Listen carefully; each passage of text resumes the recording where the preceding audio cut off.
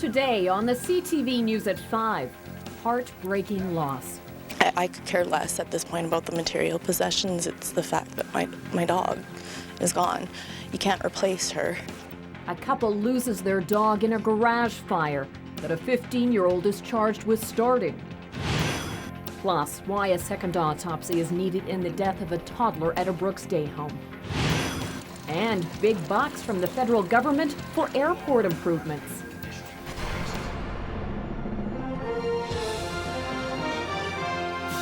CTV News with Jackie Scantlebury. Good afternoon. Residents of a West Lethbridge neighborhood say a fire early Tuesday morning could have been a lot worse. Firefighters responded to one fire and police were searching for suspects when they came across a second blaze, which destroyed a garage, damaged several other structures, and killed a dog. 15-year-old boy is facing charges in what the homeowners are calling a needless and senseless tragedy. Terry Vogt reports. Says he was working up north when his girlfriend called to tell him the bad news that their garage had been destroyed in an overnight fire. And she was crying because she knew the dog was in there. I saw the orange glow outside my window and I knew then that something big was happening. Charlene Strubb was jolted awake by a police officer pounding on her door. Police had been called to the area to investigate an earlier fire in a garbage bin a few blocks away. They were cruising the neighborhood alleys when they came across the burning garage. That was the first thing I said to the officer, was that my dog was in there, and he said, we can't get in there, we can't get her out. But it was still very hard having that feeling, knowing I can't do anything to save her. Their dog Dakota was a 5.5-year-old pit bull cross. Strubb says she was spoiled and happy and had a good life. At this point right now, it's still mostly anger because it was so senseless. It didn't need to happen. She didn't need to die. Police say 2 people were seen fleeing the garage fire. One, a 15-year-old boy, was located nearby and is now facing charges of arson, disregard for human life, and causing unnecessary suffering to an animal. Lots of times people they don't realize the consequence of what they've done. They think it's just going to be a small fire, they'll light 1 or 2 or 3, and then the next thing you know, it extends into a garage, into a home, and you know, we've lost an animal in this case. What happens next when we lose a home and there's someone in the home? Sometimes they just don't realize the damage they're really causing, whether it was intentional or not. I could care less at this point about the material possessions. It's the fact that my dog is gone. You can't replace her. Strubb says she's glad the teen is charged with more than just arson, but is still concerned that because he's a minor, he may not get the punishment he deserves. Terry Vogt, CTV News, Lethbridge. Police confirm the second individual will not be charged. Damage is pegged at around $60,000, but that could be a conservative estimate. Meanwhile, 2 young boys, ages 7 and 8, are responsible for starting a fire last night that caused damage to a shed and storage shed outside a North Lethbridge apartment building. Firefighters responded to the Winston Villa apartments just before 9. Investigators say a couch had been lit on fire and the flames spread to a nearby shed. Residents fought the blaze with fire extinguishers and scrambled to move a vehicle parked nearby. Damage is estimated at around $1,500. The boys, age 7 and 8, are too young to be charged, but they have been referred to the Juvenile Fire Setter program in hopes they can learn something from this experience. Fire play for children is not uncommon. It's quite common, and often it's just a very short experience in their childhood. So we bring the child in, we sit down and work with the parent and guardian, and establish a program for them to help understand what are some of the behaviors that are negative, and how to get around those behaviors, and working with them as well. Fire officials say the goal is to make sure the children understand the consequences of fire so they don't repeat their behavior. Now, these stories have really lit up our CTV Lethbridge Facebook page. Here are some of the comments we've received so far. Deanna posted, maybe parents just need to actually be held responsible for their children's actions. Leah wrote, they're little kids. Kids get curious and do some dumb things sometimes.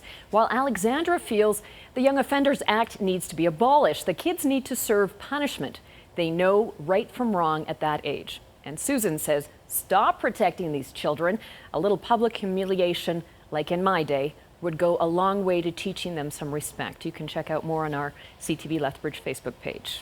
And if Lethbridge fire crews weren't busy enough over the last couple of days, city firefighters were also called to a blaze at the Taj East Indian Cuisine, located in the heart of downtown. A neighboring business says the fire was contained in the kitchen area and that the fire was put out quickly, which minimized damage to the building.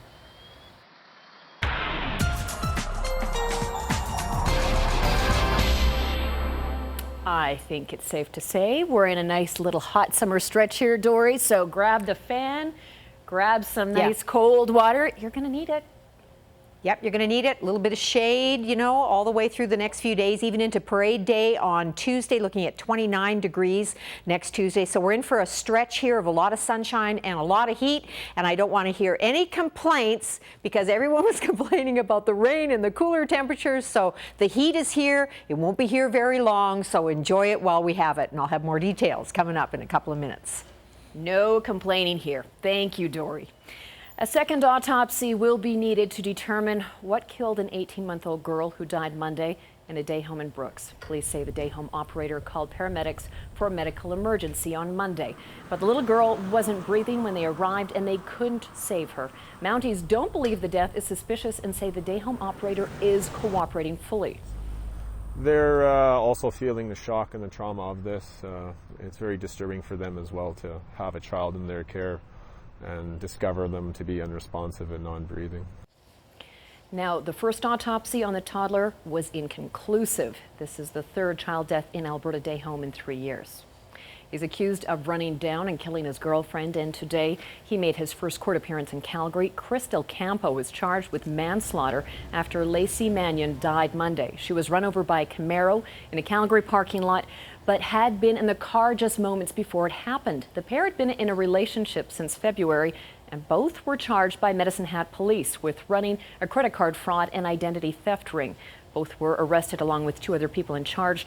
Police say they recovered $20,000 in stolen items when they raided properties associated with the couple. Del Campo will be back in court next week. If you've been traveling on southern Alberta highways over the last few days, you may have noticed a bit of a slowdown. The Commercial Vehicle Enforcement Unit and the Lethbridge Regional Police have been out in force conducting vehicle safety checks on all commercial and private passenger vehicles. The annual check stop is to ensure vehicles are being operated safely and are in working order while on the roads. Officers say these check stops aren't meant to slow down traffic. They're in place to ensure safety on Alberta roads. We're looking for vehicles that are operating unsafe drivers, unlicensed drivers, faulty equipment, basically the whole gamut around vehicle safety. We're looking at everything from brakes, suspension, tires, lighting, load securement, weights, and making sure they meet all the safety requirements and are being maintained properly. Running across basically the usual items, I should say, that we find, brakes out of adjustment, insecure loads. Those have been a couple of the main things we've found so far. The inspection is going to be taking place around the Lethbridge area for the next couple of days. A Lethbridge City Council candidate says he was approached to run before the last civic election, but decided to wait for one more term. My name is Harold Paversoff, and today I announced my candidacy for Lethbridge City Council.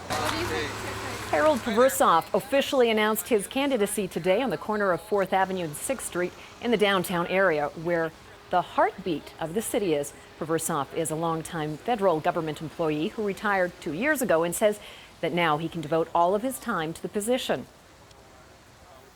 I, being with Revenue Canada for my career, certainly understand the finances and the budgets and the things they have to wrestle with. But I'm like you. I see everything from the outside looking in. I'd like to be on the inside looking out for a change on City Council and having the input from the people and from the public, making consulate decisions that are going to be positive for our community. The civic election will be held October the 21st. Lethbridge Airport will soon have a new piece of equipment to add to their fleet of vehicles. An incentive of almost $188,000 was given to the airport from the Federal Airport Capital Assistance Program to buy a new snowplow. This snowplow will have 4-wheel drive and be able to remove snow, ice, and slush from the runway more efficiently. The funding will help improve safety and allow the airport to remain open on winter days. And safety is obviously paramount. Once you take care of the safety, then you can start to consider the other things. In a climate like southern Alberta, where you can have snowstorms come out of nowhere, this snow plow will help take care of things. We're certainly hoping that by moving forward with these investments, that we are an airport that is a safe airport, and it's a well-ran airport, and it will be open all the time. It appears taxpayers won't be getting back all of the money misspent by Alberta health executives. Health Minister Fred Horan says the time limit has run out to recover any money spent more than 2 years ago. He got legal advice about recovering the money after the expense claims of a number of former health executives went public. Some health executives billed for expensive meals, car repairs, even to hire a butler. Horan says the government has already changed the rules to prevent improper claims in the future. And Lethbridge is home to another lotto millionaire. Michelle Kish won $1.5 million on the July 24th Lotto 649 draw after buying a quick pick ticket at Southview Gas King in Lethbridge. The new lotto winner discovered her win when she stopped on her way to work and checked the ticket at a self-serve ticket checker. She said that she wasn't sure how much it actually was, but she signed the ticket right away just to be sure. And she took it over to the girl at the counter, asked if she was seeing things, and, well, Michelle never did make it to work that day. She plans to use some of her money to buy a house. Now, you may recall last November there were 3 big lotto wins in the city of Lethbridge in about a 2-week period. Canadians are the biggest Facebook users in the world. New stats from Facebook show 19 million Canadians log on to the site at least once a month. That's more than half the population. 14 million are on Facebook every day. Facebook also says people visiting Facebook via mobile device is skyrocketing. The social media site is releasing the information in the hopes of attracting more advertisers. Straight ahead, after the break, Dory's going to tell us just how warm we can expect it to get. A good day on the markets, though, today.